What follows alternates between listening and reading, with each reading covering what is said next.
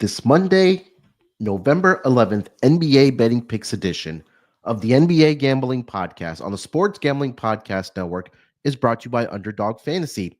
Sign our promo code NBA SGPN to get a 50% deposit bonus of up to $1,000. We're also brought to you by Rhythm. Start crushing college football and the NFL with Rhythm. Get your 7-day free trial today by going to sportsgamblingpodcast.com/rhythm. That's sportsgamblingpodcast.com/RITHMM.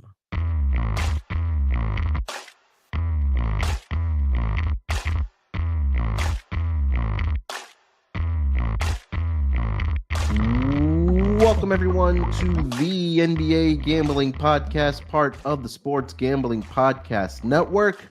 A new week of betting getting started here on Monday, November the 11th.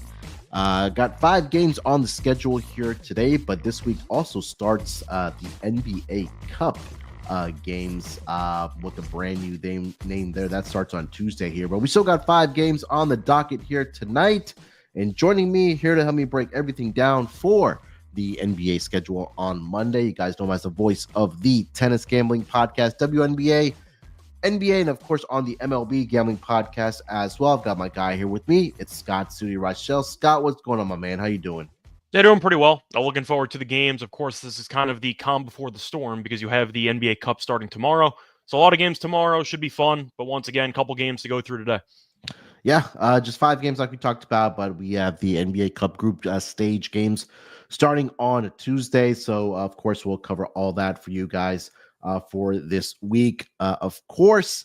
And pretty, I don't know, mediocre or slow night or weekend of NBA action. Did have some injury news.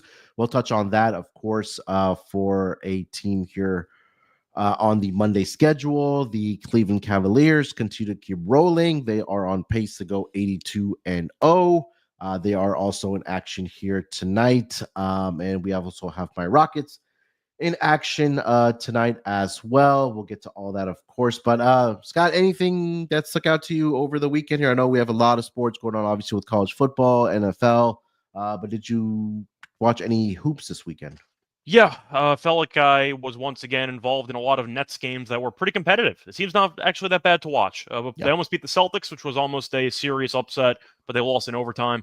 They're going to have to trade off half the team. Team's too good to actually fully tank right now, but they're going to. So don't you worry. Besides that, though, Cavs are still undefeated. They beat the Warriors by about 40, and they ended up winning the game after that as well. So Cleveland's been in overall good form, and we have seen the Warriors look sharp. They bounced back as they were able to beat the Thunder. Of course, you'll mention the injury in a second to Chet, which is very unfortunate, but either way, the point is it happened, so we'll see if they can respond and survive without him. Hardenstein coming back is probably going to help, but I do want to point out, though, I feel like the main talking point right now is probably Joker, just based on how he's carried this entire Nuggets team. I have the stats in front of me, though, for the last 9 games, and I tweeted it, but I'll read it out. He's averaging 31.2 points per game, 13.9 rebounds per game, 11.6 assists per game, so 31, 14, and 11, basically. On 57% shooting, 58% from 3, 1.7 steals per game, 1 block per game. And I'm ignoring the triple-double he had in the first game of the season. Yeah, he's one of the best players of all time. I feel like people already know this, and I've said this before, but I'll say it again. I said it last year, and I think I got some flack for it, but I still stand on it. I was born in 97, so I missed most of Jordan's entire prime. I call it the end of Jordan. Joker is the second best basketball player I've ever seen play the game. And LeBron's 1. And I have Joker 2. Yes, I know Kobe existed. Yes, I know Steph existed. I know Harden existed. I know that Durant existed. I know that Duncan existed. I get it. Joker is the second best basketball player I've ever seen play the sport. And I'm not going to really change my mind on it. My mind's already made up on it. Joker is a generational talent who might be the best offensive player of all time. You can make a conversation, but he's on the verge of winning his 4th MVP in basically 5 years. And you could argue the one time he didn't get it was arguably voter fatigue. I think Embiid deserves it, but you make the argument. Joker is playing a different sport compared to the rest of the actual league, and I feel like that needs to be said.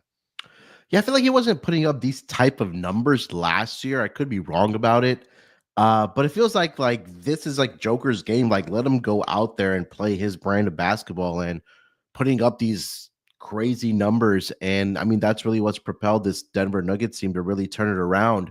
after the slow start to the season. Yeah, I know they were without Jamal Murray there for a little bit, but it's just the fact that we know that this offense and honestly this team starts and stops with Joker, because we've talked about it a lot. Number one, the plus minus of Nikola Jokic when he's on the floor and when he's off the floor for this team right now. And looking at the MVP odds, the updated market, it's at plus 225 in favor of Joker, followed by SGA at plus 330 there. So I mean, you mentioned the numbers for Joker is just an absolute. I mean, we're surprised by it, but at the same time, we're not surprised by it because once again, I left out the triple-double that he had in the first game of the season. I didn't even include it. Yeah. So I think that, again, I think we're just going to continue seeing this from Nikola Jokic, because I know you and I, we put his PRA into our, what was it, the Friday? You put it into all of them. You walked Underdog like 55. Yeah. What do you have, 70 yesterday? I think so. Yeah, yesterday he had let's see here. Let me see if I can pull it up. I mean, he had like 37, 18, and 15. So yeah, he was basically in the 70s. Yeah, 70 right on the mark there for Nikola Jokic. That's 4 straight triple doubles now for Nikola Jokic there. And the offense is humming right now for the Denver Nuggets. And again, this is also without Aaron Gordon, one of their top defenders / role player for sure for this Denver Nuggets team there. So it's just going to be fun watching him, honestly, all season. We're just going to continue cashing our tickets with Nikola Jokic, honestly. Because I know that you're a Kobe guy. Do you think I'm overreacting?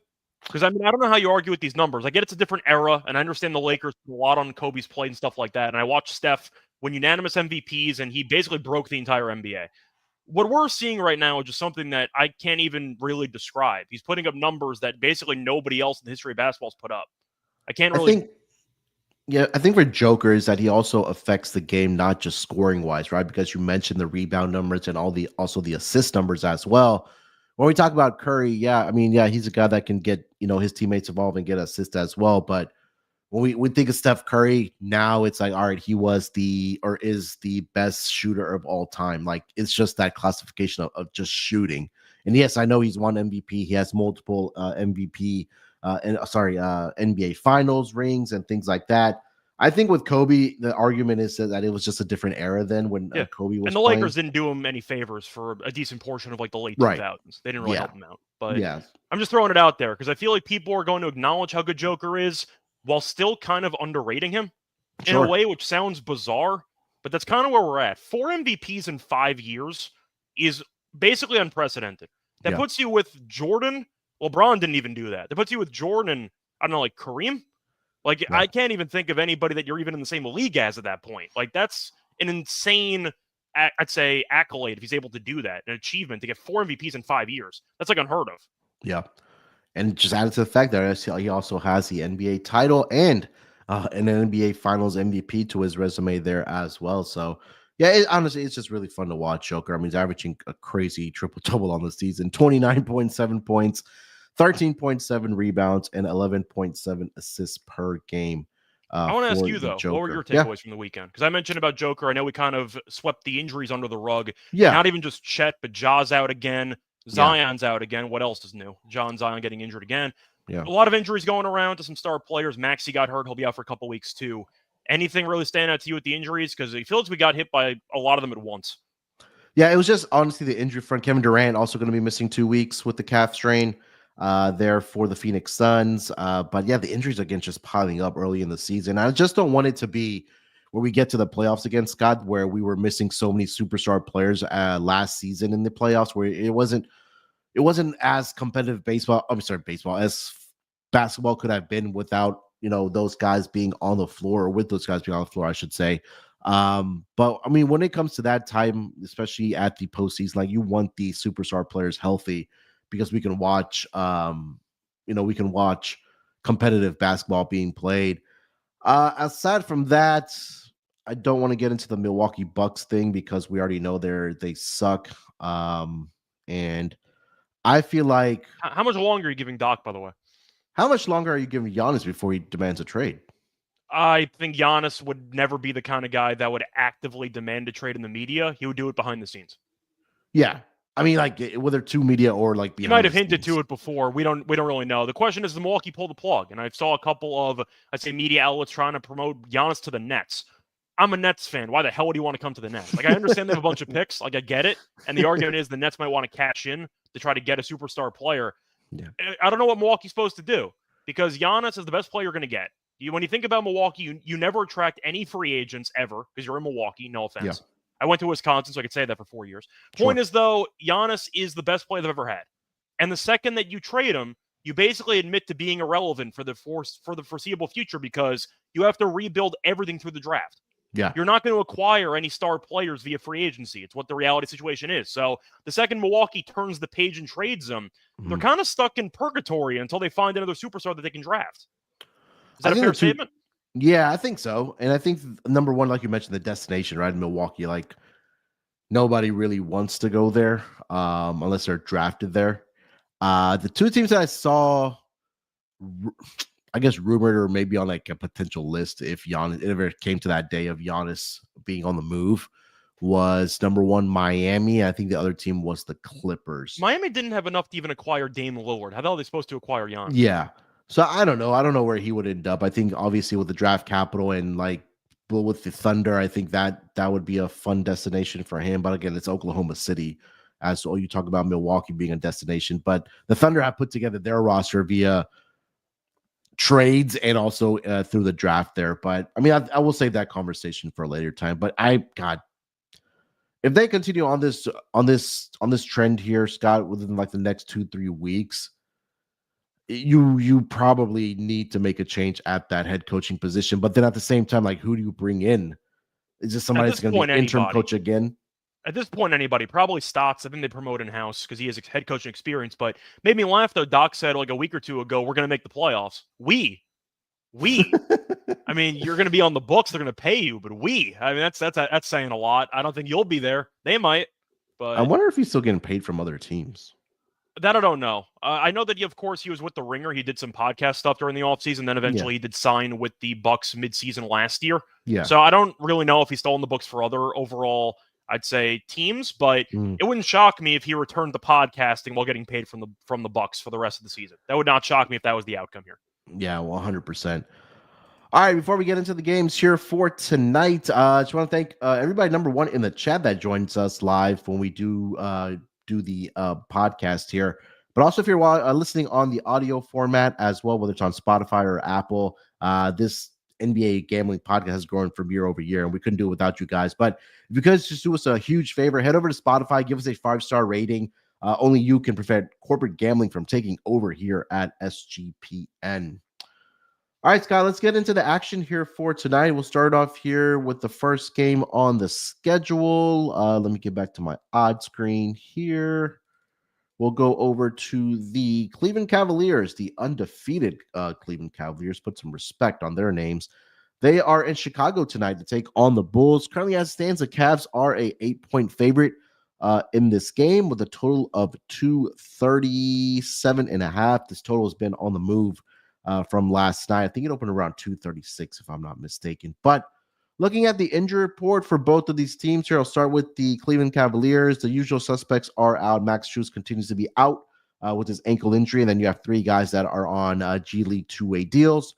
For the Chicago Bulls, we have Lonzo Ball, who is going to be out here tonight. He continues to deal with a right wrist sprain. 3 guys that are on G League deals as well. Zach LaVine is probable here tonight for the Chicago Bulls. Cavs, right now, the standing alone team that is undefeated, 11-0 straight up. I'll try to pull up their ATS numbers here in a second. But Scott, lead us off here, man. What are you thinking about the Cavs and the Bulls tonight? Yeah, so at first glance, it might look a little bit large for a road team. We saw Cleveland struggle with the Nets. Shout out to the Nets, though, giving the Celtics and the Cavs hell games in back-to-back. Shout out to them. But point is, I do think that the Cavs are, of course, the better team here. Chicago pulled off the comeback against Atlanta. Atlanta's an absolute joke. Like, I can't stand that damn team. They lost the Wizards twice in a row. Like, that's how you know the Hawks are in a bad spot. But they were still trailing with double digits in that game. Trey killed them. I don't think that the Bulls can actually guard anybody. So I like the over in this game. I see a bunch of points. I think Cleveland might walk into 125, 130. But it's tough to go against Cleveland. I mean, Cleveland ATS has not been amazing lately. I'm aware of it. But The Bulls are a team that I feel like can score points, but they just are an absolute traffic cone defensively. You're going to the actual numbers. Atlanta, they give up 113. Not bad. They were getting killed in the first half, though, then kind of buckled down late. 135 to Minnesota. Gave up 119 to Dallas, 135 to Utah, and 120 to the Nets. They don't guard anybody. So I think Cleveland's got too much firepower for this team. I'll go with Cleveland. I prefer the over, probably Cleveland team total over, because I think that they will get to like 130. But Chicago's going to have to score a ton of points, and Levine's kind of been banged up lately, but they really don't guard anybody. So I'll go with Cleveland. Yes, I know that Cleveland has not been great ATS, but I do think that they're the better team. And Chicago, defensively, is a lost cause. I can't back a team to actually cover against an undefeated team when you can't stop the other team from scoring. And Cleveland's been one of the best offenses in the league. Just give me Cleveland to have a monster game. Yeah, Cleveland is 9-2 against the spread here, but again, this number is going to start inflating, obviously, when they are 11-0 straight up on the road this season. Again, very small sample, 3-0 straight up, 3-0 against the spread, and 3-0 towards the over. Scott, they've scored at least 131 points in all three of their road games thus far this season. But again, it was probably against the three worst defensive teams right now, the Raptors, the Wizards, and the Pelicans. I think we can throw Bulls into that conversation as well as being a bad defensive team as well. So, yeah, until I see somebody dethrone the Cavs right now, they've been great on the road. They've been great just overall, honestly. I like your call about the Cavs team total over. That was my first look in this game. I think they continue playing well here. So Cavs on spread, Cavs team total over as far as the spread goes. Let me see what the number is for their team total here. Give me a second. Cavs team total is sitting at 122.5. And like I mentioned, in all three of their road games, they have scored at least 131 points here. So, 122.5 is the number right now. I'll mention this quickly here, Scott. I do like Darius Garland's assist in this game. It's at 6.5. The Bulls are allowing the most assists to the point guard position. When Mike Conley's getting double-digit assists against you, I think that's a red flag. No disrespect to Mike Conley, but I like Darius Garland in this spot, especially if we think that the offense is going to go out there and hum for this team. So give me Darius Garland over 6.5 assists. You have anything else for this game? No, I like that play for the assists. I am definitely tempted by Mitchell points, though. Looking at his actual numbers against the Bulls, he's been incredible against this team. He only had 19 last game, only took 13 shots, but he had 30 the game prior. Then he had 34. To read off the actual games here, so 19, 30, 34, 29, 71.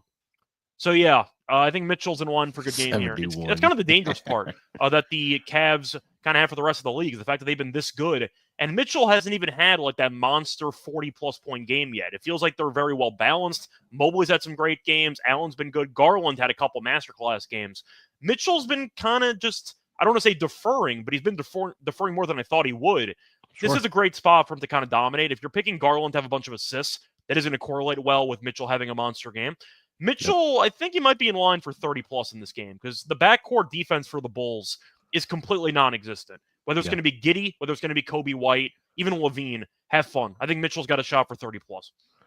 Yep. Definitely love that as well. It's just, again, it's a 9-day difference about the perimeter defense, like you mentioned, because it was supposed to be Caruso and Lonzo Ball to like get him back, of course, from a wrist injury. But when you're going down to Giddey, I know he doesn't play a whole heck of a lot of defense there. So, I love that player prop there for both Mitchell and Garland in this game.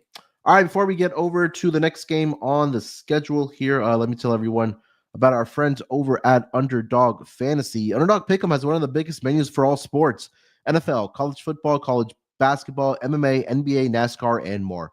Boostober is upon us, which means you're getting a spooky amount of profit boost and much more. You can now use specials and boosts on all flex entries. So sign up with promo code NBA SGPN to claim your special pick and first-time deposit offer up to $1,000 in bonus cash. That's UnderdogFantasy.com. Make sure you have promo code NBA SGPN. And stay tuned. Towards the end of the episode, Scott and I will put together our Underdog Fantasy entry for the Monday night schedule in the NBA.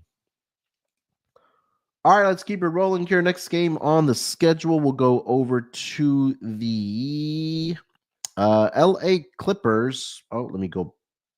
Yeah, that's fine. Well, we'll go with the Clippers here. They are in Oklahoma City to take on the Thunder. Currently, as it stands, the Thunder are a 6.5-point home favorite here. with a total of 218.5. Injury news in this game. We'll start here with the Clippers. Mo Bamba is out. Of course, Kawhi Leonard, we know, is out as well. And those are the only two really names on the LA Clippers list. I'm going to be honest. I forgot Mo Bamba was even in the league. I only remember that he is in the league because I think I just saw like a recent, like a video about him. Oh, we got training videos? We got training videos about Mo Bamba shooting around? Yeah. No. It was just something about, I forgot what it was about. It was nothing. I think it had nothing to do with him, like his health or anything like that. But I just completely forgot he was in the league as well. Thunder do get that extra time to submit their injury report. But again, we did get the news this morning that Chet Holmgren is going to be out indefinitely. He has a hip fracture for the Oklahoma City Thunder. So a big blow there for this Thunder team. Was playing very, very well to start the season. We'll see when Isaiah Hartenstein is going to be back for this for this Thunder team. It was going to be about 4 to 6 weeks before the season started. So maybe in the next couple of weeks, they do get him back. But again, a big blow to the Thunder in that front court, especially. Thunder laying 6.5 here, Scott. What are you thinking about this game? I'm going to go with the points. I don't want to fully overreact to the injury to Chet, but it's very important. The issue is the Thunder have no center. Yeah. They're also missing Hartenstein. So I got to wonder what they're going to do lineup-wise. Maybe they use J-Dub at center. We'll see what happens. But Zubac should have a great matchup. I like his props in general. But we saw the Clippers face off against the Thunder earlier this season, and the game was interesting because I believe the Clippers started off well in that game. They kind of fell apart. But you saw the Thunder win by 13. Clippers did a lead at half, though. So the Clippers did give them a bit of trouble to start the game. That eventually the Thunder just had too many weapons, and defensively they just clamped down. They gave up 35 points in the entire second half. But Chet's been great defensively as a rim protector. Now you're missing that entirely, especially with the Clippers, who have a lot of guys who are not afraid to attack the basket. The lack of proper rim protection might come back to bite the Thunder in this matchup. We know Harden's not afraid to actually foul bait and potentially get to the rim a bunch. He might end up with a monster game. Zubac, they should have no answers for on the inside. Zubac really should be the main play for this. If you want to go for like points and rebounds, he should be the guy. 100%. So I think that he's going to have a monster game. But the Clippers matched up pretty decently against the Thunder last year as well. I think this team can give the Thunder problems, and I think the Thunder might need a game or two to adjust to life without Chet. So I'll go with the points for the Clippers. I think they'll be able to keep this game close, slowing in there. They're still a really bad second half team. I'm not a fan of them in the second half, but with Chet being out, that's such a massive blow. I don't want to lay this in their first game without him. I'd rather take the uncertain approach and go with the Clippers because I know what they're going to give me compared to the Thunder, who kind of have to reinvent their entire rotations. So I'll go with the Clippers plus the points. Yeah, maybe some chinks in the armor here for the Thunder over the last 3 games at least. Did blow out the Rockets 126-107. They lost to Denver, which I thought that they would roll over or they would blow out the Denver Nuggets. Westbrook killed them. He had like 29 points in addition to Joker having a monster game. Yeah. They won. They lost that game by 2, and then the Warriors just ran them over 127-116 in the game yesterday. Yeah, I think the Clippers, I think you make a great point. Number one is that now that they'll have to make some type of adjustment in their rotations and figure out who's going to be starting, because now you're going to be relying on some of these guys at the end of the bench to come in and step up for the Thunder team. And not that they don't have the guys here, but they also are already without the other Jalen Williams and Kenrich Williams there as well. So Clippers right now, you mentioned it. I did play the Zubac over 12.5 rebounds already. If you attack on the points and rebounds and take him over, I think this is a great matchup for him, like Scott mentioned. But I think that there's going to be opportunity for the Clippers to stay competitive in this game, especially on back-to-back nights here for the Oklahoma City Thunder there. I'm just trying to see how they've done on back-to-back games since last season. They're pretty good. 10-6 straight up, 10-6 against the spread, 10-5-1 towards the over there for this Thunder team. But again, we'll see what this team looks like without Chet Holmgren and having a true center out there. Any thoughts on the total, Scott? Yeah, it's kind of tricky because the Clippers tend to play a bit slower, and OKC has a lot of great defensive players even without Chet. But the rim protection has not been, once again, as great as you want it to be, even with Chet being there, because you said that they got killed by Denver, gave up 120+. Golden State killed them. I think I might go with the over in this game. I think the lack of rim protection might result in the Clippers actually having some success. And the Thunder, I do think, still have Shea. They have a lot of guys the Clippers should have a hard time guarding anyway. So I'll go with the over in this game. Lack of overall protection around the rim, I think, is going to hurt them. So I'll go with the over in this game. I like Harden props, though. I mean, you mentioned before that, or we talked about Westbrook at 29 points, Curry at 36. they've not been great against point guards lately. I think Harden might be in line for a really monster game. Yeah, I don't want to mention the Harden revenge angle, but I don't think that exists. I don't think that exists for a franchise that he left about 10 years ago. But it's a matchup that even though the Thunder have a lot of great guards, Caruso, Dort, etc., point guards have been really good against them for the last week. It might be a good spot for Harden. Yeah, so they did face earlier. I should say last week, in fact, on November 2nd. He only had 12 points, but he had 12, 13, and 7. Like, he still had he had a triple-double range type game. That could be in the cards. Yeah, so maybe a little bit of a revenge factor here for the Clippers in season at least. But James Harden against the Thunder really can't take much away because, I mean, when he was with the Rockets, he was just absolutely dominating offensively. But assists, I think, is a good look here for Harden for sure. Maybe even rebounds would be a good look, but I feel like Zubac is going to have maybe who knows, a 15 plus rebounding night for sure here for the Thunder. All right, you got anything else for this game? Not really. Once again, Zubac should have a monster game. Yeah, I don't want to compare him exactly to like the Pelicans and how we were blindly going to take every center against this team. Are we approaching that territory? So I've been taking, like you mentioned, I've been taking centers against the Pelicans. I'm assuming it's been very profitable for the entire so I had Bataze. I know I took him 10 plus the other night when they played against the Pelicans. He finished with 9, but he did go over his number. I forgot who they just recently played. I mean, it's a good transition. We'll get into the Pelicans here. They're taking on your Nets here. Well, to finish your point, though, I'm assuming you're going to do that with the Thunder now until like Hardenstein comes back. I would think so, right? Like you almost have to for against the Thunder here. So yeah, I definitely will be on Zubac here tonight over 12.5 rebounds against the Thunder. All right, next game on the board here, Scott. We got your Brooklyn Nets. They are on the road against the Pelicans here. They're a 1.5 point favorite. Are the Brooklyn Nets here on the road? Total is sitting at 211 in this game here. Looking at the injury report, let me start here with the Brooklyn Nets. Bogdanović continues to be out. Day'Ron Sharpe, Trendon Watford, the usual suspects out. For the New Orleans Pelicans, Jordan Hawkins, Herb Jones, CJ McCollum, DeJounte Murray, Zion are all out tonight. Trey Murphy III is expected to make his season debut here. For the Pelicans, he is officially listed as probable right hamstring strain is the classification for Trey Murphy III, but again, expected to play here tonight. Did you get a call? They could use some players on the roster. Did they call you up asking if you could fill in?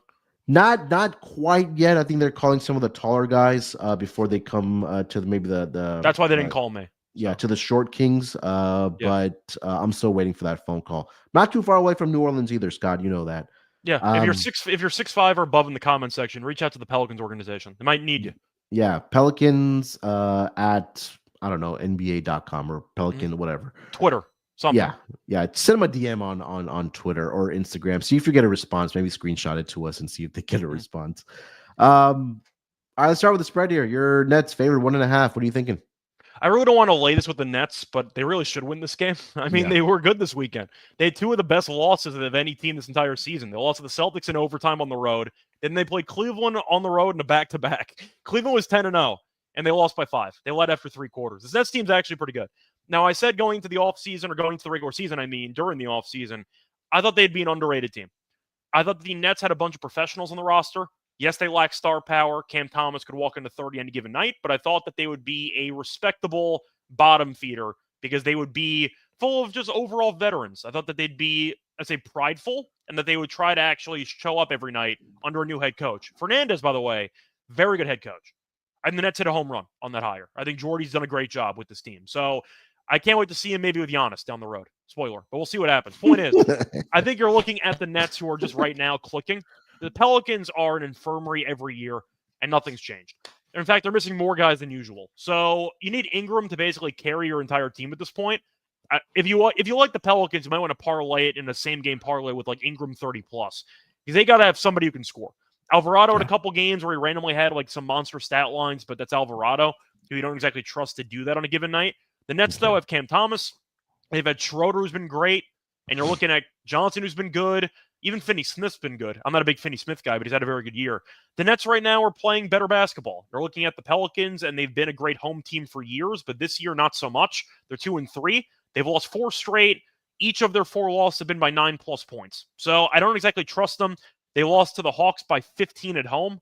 Like, I don't think this team's any good, and it's not their fault. They're very injury-riddled, but the Nets have played good basketball. It seems like that the chemistry's on point, the coaching's on point. They gave the Celtics and the Cavs hell games.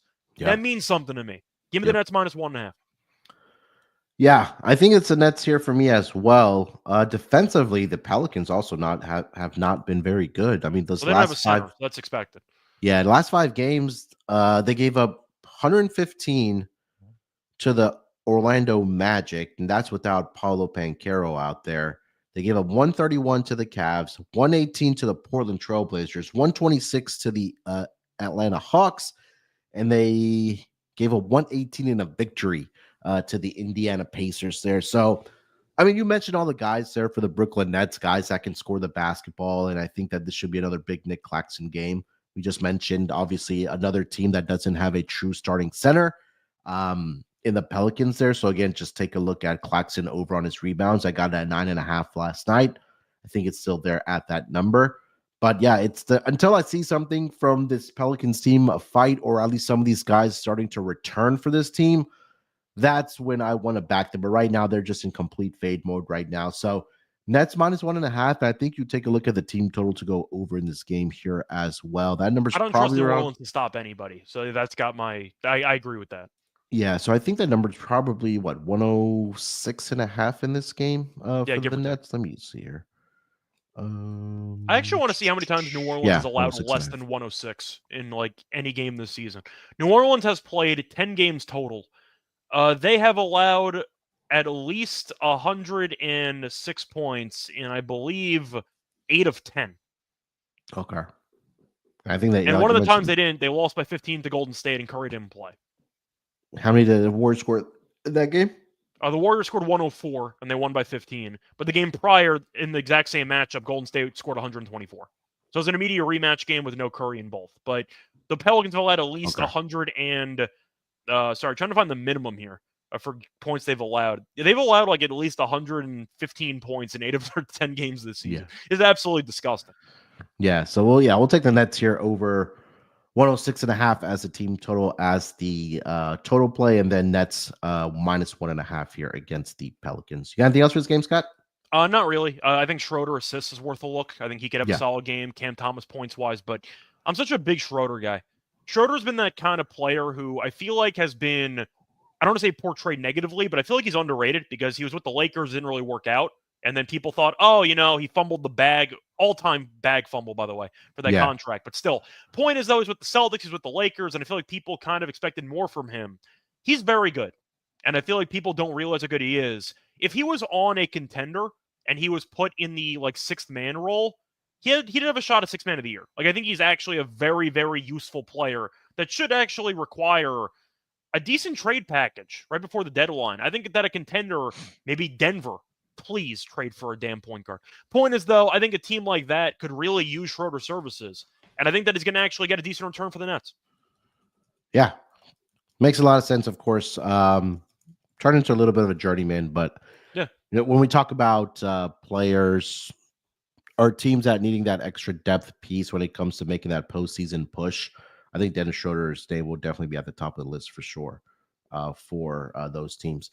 All right, Scott, before we get into the last couple games on the schedule here tonight, let me tell everyone about our proud partner, Rhythm. SGPN's proud partner, Rhythm, is the #1 AI-powered back sports betting platform that helps provide bettors of all levels the ability to build custom predictive betting models in seconds and get predictions for betting on money line, spreads, totals, and props. Build your own model, copy one of the top performing models from the leaderboard, or have Rhythm build a model for you. And now you can also track props in the Rhythm app.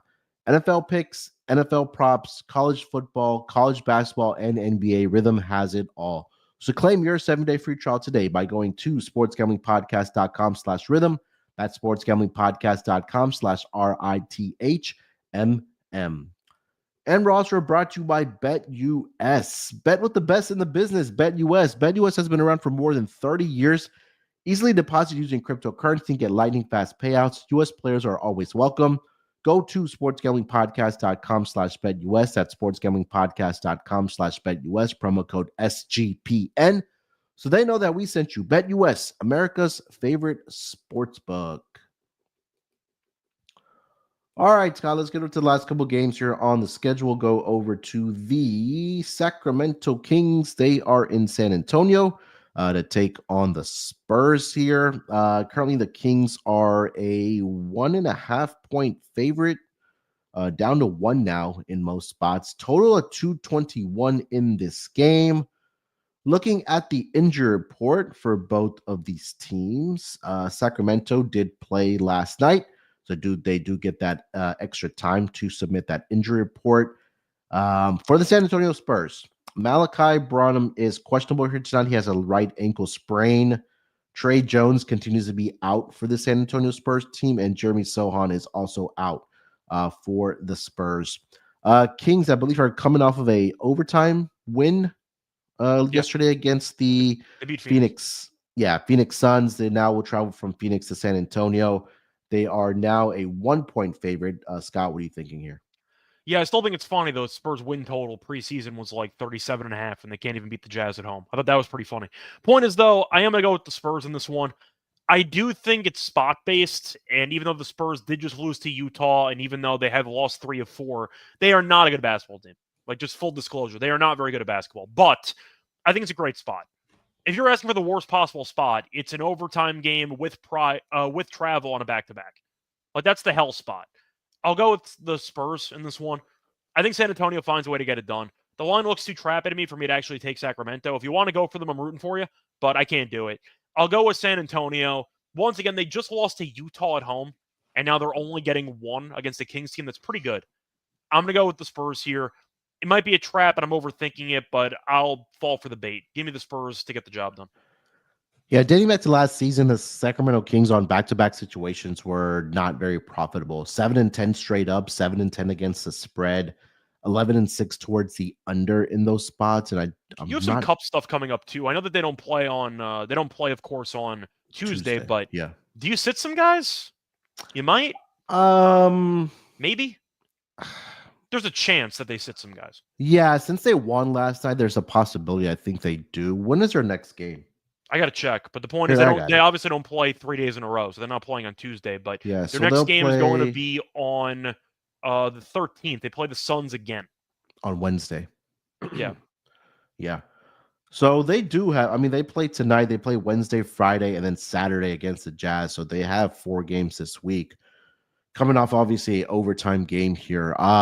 Yeah, I think the spot is tough here, but man, can I really trust the San Antonio Spurs? I'm not going to bet this game, but based on the side, it does seem like they're expecting Sacramento to at least minute restriction some guys, maybe? Maybe?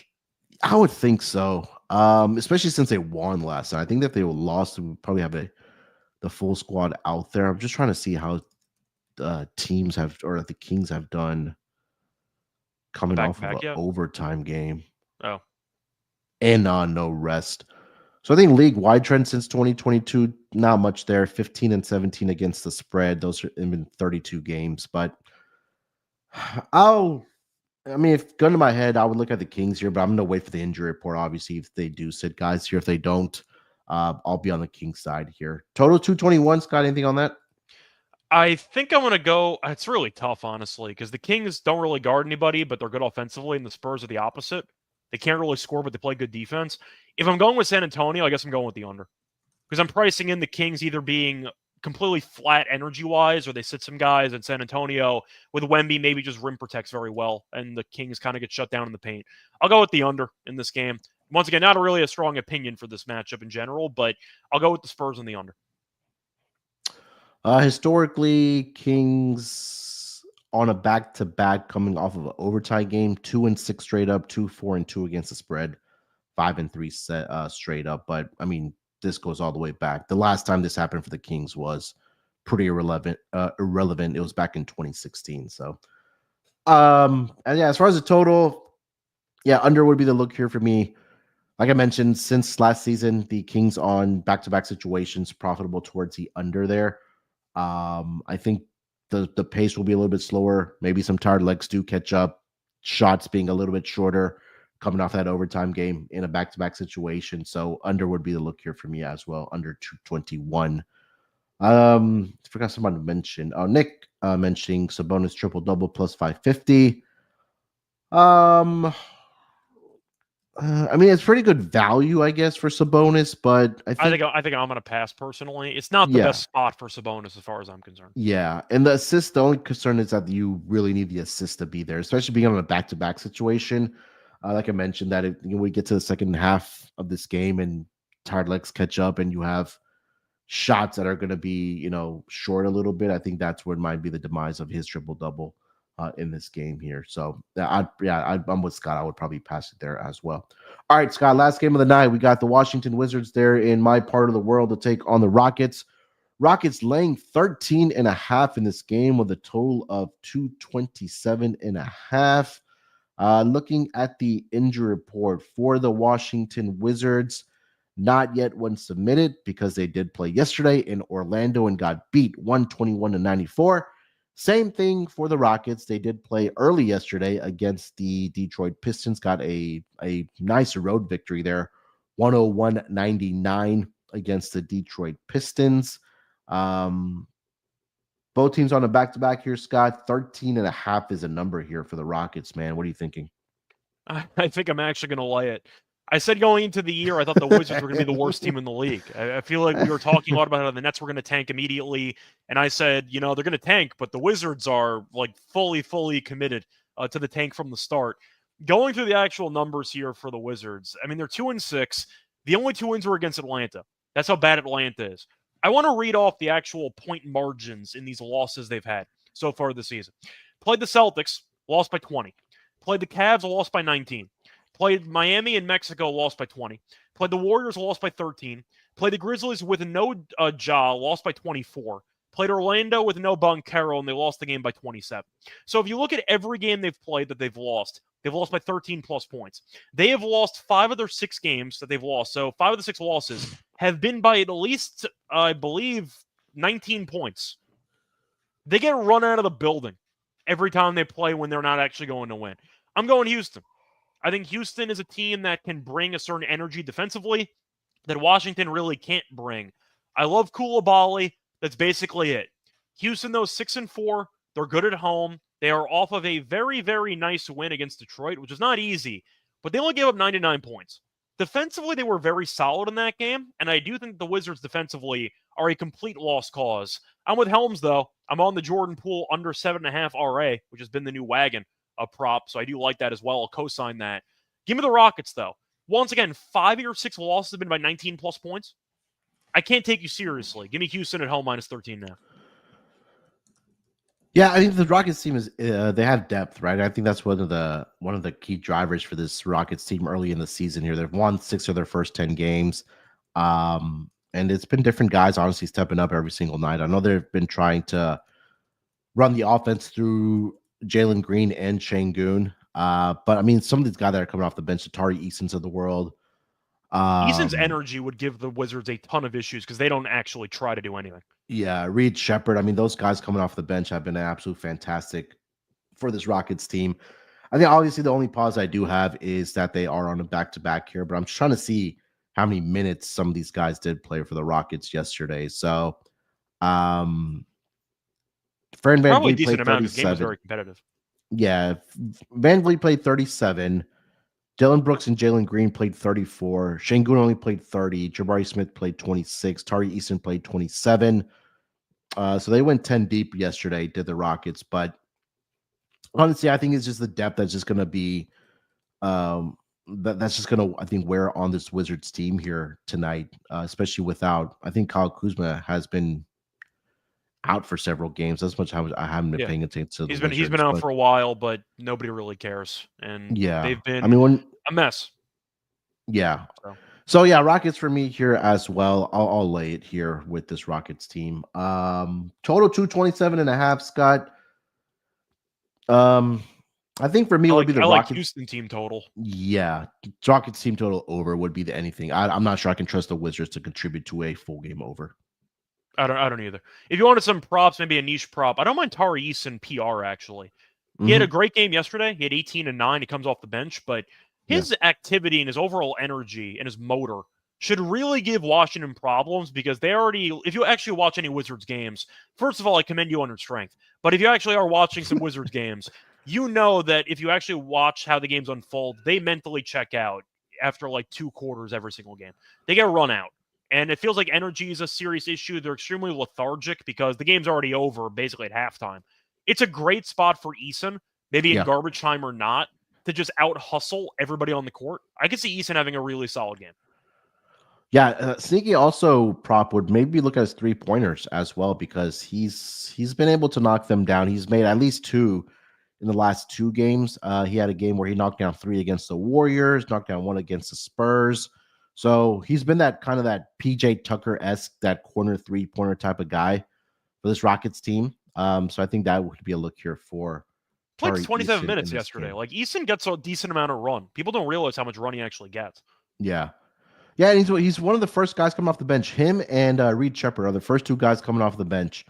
And through the first 4 games in November, he's averaging close to 27 minutes per game for this Rockets team there. So he's going to get the minutes for sure. So that is probably going to pop up closer to game time because obviously he's a guy that's coming off the bench and we're still waiting for injury reports and whatever. But I think that's a good call there for Tari Eason. All right, Scott, anything else for this game? Not really. I just want to ask you, as a Rockets fan, what's your thoughts right now on Smith and on VanVleet? So I know VanVleet his days are going to obviously be numbered here. I think that either gets traded at trade deadline or in the off season because he has, I believe, 1 more year left on his contract. So I still can't believe he got $40+ million, but whatever. Yeah, I think that some team was going to pay him, and I think because the Rockets had so much money to spend that they spent it on Fred VanVleet and Dylan Brooks. I actually haven't minded Brooks. He has an edge to him, for better or worse. Of course, he kind of like toes the line, mostly fails at towing the line, but at least he brings you some type of toughness. VanVleet brings you the veteran leadership, but he can't shoot. Yeah. I think the problem, or not the problem, is maybe it's a good problem to have for this Rockets team, is that they have a lot of guys that can be in the starting rotation. And we have a lot of depth. That's the problem right now. And I think the concern right now for this team is, number one, are you going to be building around Şengün and Jalen Green for future, or are you going to be in the market to acquire a superstar player and have those guys around Jalen Green and Şengün? Because I do obviously think that the guys like Tari Eason, Amen Thompson, Reed Shepard, those guys are going to be the role players of this team in the future. And I really want to see either Amen Thompson or Reed Shepard that starting lineup to kind of give this team a little bit more shooting depth, especially with Reed Shepard, just because he was a sniper. I would pick Thompson personally. I think they'd be a better playmaker if I had to pick. Yeah, so I think once Fred VanVleet is no longer on this team, that you see Amen Thompson being the starting point guard for this team. Just because, again, you mentioned the hustle guys, like he's one of those other hustle guys that'll make those dirty plays that other guys don't want to. He's also a great offensive rebounder as well. So creating those second chance opportunities, I think that's just going to bode well. If he's able to develop his jump shot, if Amen Thompson can do that, I think that he's going to be very, very lethal for this Rockets team. And I asked you about Smith because I brought up that Tari Eason, of course, played 27 minutes yesterday, and his stats have been great. Jabari Smith's been borderline unplayable for the entire season, and I kind of have to ask you what the concern level is, because right now he's shooting 41.2% from the floor, and he's shooting 26.7% from 3. Like, he has been a mess. Yeah. And I want to ask you, what's the concern level from 1 to 10? This is something that you see from Jabari throughout the season. Like, there's going to be spurts where he's going to be shooting like he is right now, but then he just kind of flips a switch. But I think that you need to get more consistency out of him. What is his 3rd year now?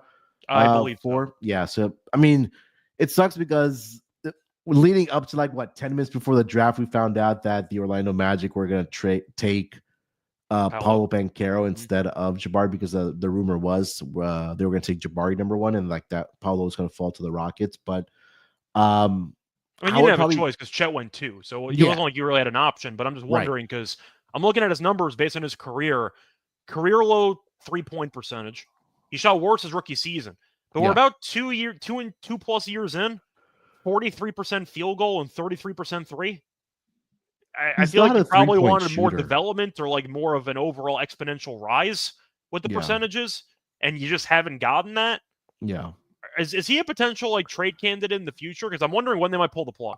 I think he could be. I think he could be, honestly, especially how well Tari Eason's been playing for this Rockets team. Because you're a fan, you're watching it, but apparently Eason can actually hit corner threes now. Yeah. So I think what's that your thoughts on Smith? Like, would you actually move on immediately, or would you wait it out? Because there's some concerns there.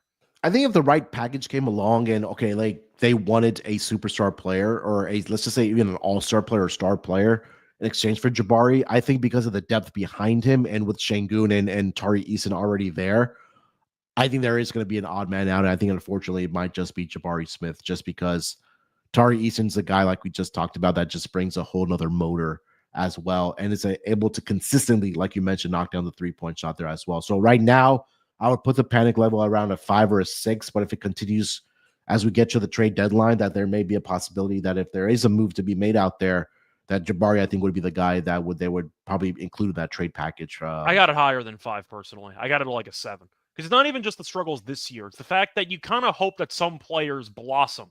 They develop certain skills that they didn't have when they joined the league. Sure. Jabari Smith, we saw at Auburn, wasn't the greatest off the dribble. He was mostly like a catch and shoot guy, had like 1 or 2 dribbles. That was basically it. Yeah. Have you noticed a difference to his skill set than college? Because I feel like he's basically the same. He's been pretty good rebounding the basketball, but outside of that, like, it's a jump shooting league, right? Like, we know that. And if you're not able to consistently knock down 3-point shots or even shots in general, I mean, you're not going to get very many minutes in the league there, or you're going to end up getting traded and see if you can develop with another team. But do you like his dribble package? Can he actually create his own shot off the dribble? Like, I don't see much development from what we thought we would get from a number 3 pick in the draft. That's my main concern. It's one thing if you're a streaky shooter, that happens, but at some point you have to at least try to improve on some other skills to actually improve your overall game. And I just feel like Smith's been the same guy since he came into the league. Yeah, it hasn't changed yet. So, I mean, look, he shot 30.7% in his rookie year. Last season, he was a little bit better from beyond the arc, but still at 36.3%.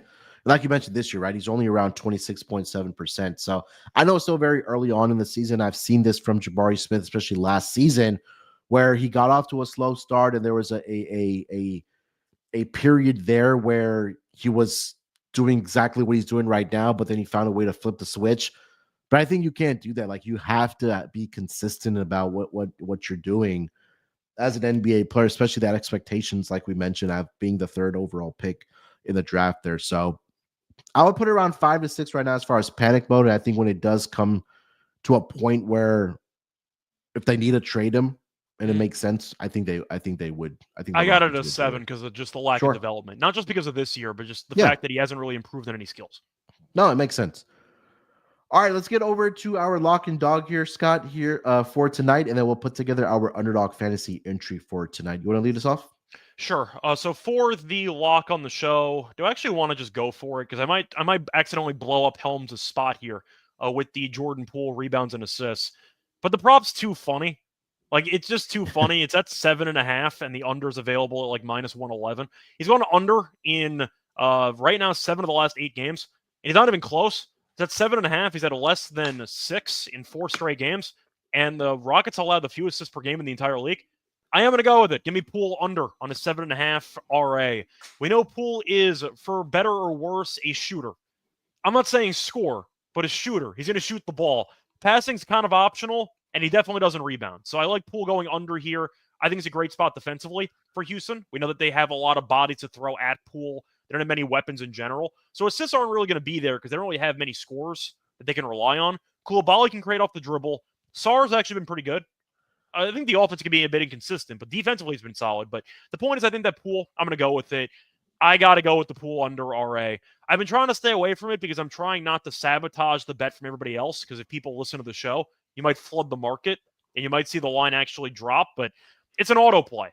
Like, Poole's been flying under every game. I got to go with it. Give me the Poole under 7.5 RA for my actual lock at -111 that's available on FanDuel. For my dog, I mean, what do I want to go with here? Because there are a couple things I could be tempted by. Do I think that the Pelicans keep it close? I don't really want to pick the Clippers to win the game, but I think Harden could have a monster game. I might be the potential angle I'm going to go with. I might do a potential parlay for this one. But let me just quickly check something for Harden, because I want to see if I can actually get him to have a monster game, or maybe Zubac could have a solid game. Let me just see what Zubac actually is for this one. Sorry, just trying to pull this up right now. Waiting for Zubac, I mean, rebounds? his points are pretty low in general. His Yeah. points are at 15.5. He's been bad against the Thunder in the past, but that is once again with Chet now not being there. I'm wondering if I want to actually go with him. You know what? I think I'll go with a potential play on the Nets. I'm not going to go with them to win by a ton, but I think they'll be able to win this game by probably a somewhat close margin. I'm not picking the Nets to blow out anybody on the road. I'm still going to have to wait and see it, but I do think that the Nets to win 1-10 is a solid way to get the Nets to win a close game. The Nets have been featured a lot of close games before, and the Pelicans are still at home. I'm not going to pick the Pelicans to get their asses kicked in this game, but I'm going to pick the Nets to win. So I'm going to go with the Nets to win 1-10, which is available at plus 195. All right. All right. For my lock, I just got to go with the Cavs team total over. Yeah, it's fair. I think that number is, what do we say, 120. Let me get down to the screen. I have that all the way at the bottom. 122.5. I mentioned they've been an absolute wagon all throughout the season, obviously with the 11-0 record. But even in their 3 road games, they've scored 130 plus points. Now you're going to the Chicago Bulls team that defensively also has not been very good. I think they just continue rolling here. They've just been playing some great basketball to start the season. I think that just continues for this Cavs team. So I'll take their team total over 122.5. For my dog, I think it's going to be the Darius Garland assist ladder here. I'm going to say in the same game there. So right now, it is at 6.5 for his full game assist number, but we'll take the alt up. 8+ is at plus 120, and if he gets 10 dimes in this game, that's at plus 350. So I'm going to split a unit between those two. Plus 120 at 8+ assists for Darius Garland, and then 10+ at plus 350 for him to get double-digit assists here tonight against the Chicago Bulls. By the way, I'll throw out a bonus play just for the hell of it. Eason double-doubles plus 450. I don't mind that. If you want to go for 15 points by itself, it's plus 150. All right. So that was our locks and dogs here for the Monday card. Let's wrap up the show here with our Underdog Fantasy entry here for tonight. Again, make sure you guys go to underdogfantasy.com. Make sure you use that promo code NBASGPN. We had a pretty great week last week putting together our entries and cashing them, honestly. So hopefully we can start this week off on the right foot here. All right, Scott, where do you want to start here? So I'm just gonna ask because I'm kind of all in on the matchup. You want to go Tari Eason? Let's see if they have it available. If they do, I just think it's a great matchup because they're also favored by a ton. He comes off the bench, so he might so get a bunch of minutes anyway. What are you looking at? We'll go rebound. We'll go points and rebounds. Points rebounds is 18.5, so we'll go higher on that for Tari Eason. What else do we like? Do you want to go to the Garland assist? Yeah, if you want to. Yeah, it's at 6.5, but it's at 0.92 on the higher, but because it's on the move. But excuse me, we'll go higher on that. You want to go Zubac or Harden? Yeah, I think for this one, you said you wanted Zubac rebounds. What's that at? So it was at 12.5, but I'm pretty sure Underdog has it at 13. I don't want it at 13. So it's 12.5, but the higher is 0.94x. Again, we'll pivot a little bit. What's Harden rebounds? Harden is, let's see. Harden rebounds are 5.5, 0.87x. I feel better about the Harden one personally. Looking at the games for Harden, they played earlier this season. Harden had 13 rebounds, but his games against the Thunder, dating back a couple of years, these are the rebound totals: 13, 6, 5, 9, 6, 7, 6, 10, 9. So 5.5 feels too low. I'll go with the higher on Harden rebounds. All right, so we'll go with that for this Monday card. Again, so recap our entry here for tonight. Tari Eason, points and rebounds, higher 18.5. Darius Garland, higher 6.5 assists. And we'll go James Harden, higher 5.5 rebounds. That entry will get you a return of 4.8x. So every $10 that you do put in, you'll get a return of $48 for our Underdog Fantasy entry here for tonight. Again, just a reminder, make sure you guys go over there, underdogfantasy.com. Make sure you use that promo code NBA SGPN and come join the fun with us for our Underdog Fantasy entries. All right, Scott, that's going to do it here, man. Anything else you want to mention before we get out of here? Not really. Once again, looking forward to the NBA Cup tomorrow, but still games tonight. Looking forward to it. And yeah, besides that, looking forward to making some money. Yep. Hopefully it's a fun night of hoops, but we do have the NBA Cup tomorrow. I believe it'll be Terrell and Lonte tomorrow to go through those games for the group stage, kicking off for the NBA Cup. So join us then. But hopefully we did find some winners here tonight for the Monday card in the association. Make sure you guys follow Scott over on Twitter. That's at Reichel Radio. You can follow me there as well at SportsNerd824. More importantly, make sure you guys subscribe to the NBA Gambling Podcast YouTube channel. If you haven't already, left us a rating and review on Spotify or Apple. We would greatly appreciate it if you guys could do that for us as well. All right. We'll talk to you guys tomorrow. Same place, same time. So look out for us then. Till then, good luck with your bets. Let's break these books off and always remember to let it ride.